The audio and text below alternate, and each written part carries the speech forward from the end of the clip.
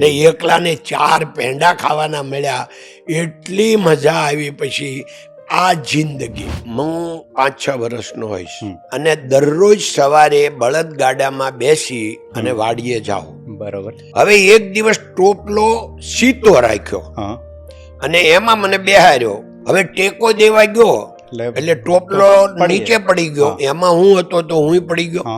તો મારી આ આંગળી છે, અત્યારે હજી પણ છે, આ આંગળી છે એ આખી ફૂટપટ્ટીની જેમ પટ્ટી થઈ ગઈ. એ વાત હું સાંભળતો હતી, લોકો કરતા હતા કે આવી રીતે આંગળી પેસાઈ ગઈ. તો કે આ તો ભાઈ બહુ વાગ્યું છે, આને દવાખાને લઈ જવો પડશે. એટલે પછી મને સવારે 9 વાગ્યે બસ આવે, તો બસમાં લાઠી દવાખાને લઈ ગયા. મેં જિંદગીમાં પહેલી વાર લાઠી જોયું. એટલે હું બહુ રડતો હતો. તો મારા ફાધરને એમ થયું કે આ છોકરાને હવે રડતો કેમ બંધ રાખવું, એટલે એને પાશેર પેંડા લઈ આપ્યા. તો મને એટલી મજા આવી. મને એમ થયું સારું કર્યું મારી આંગળી પેસાણી.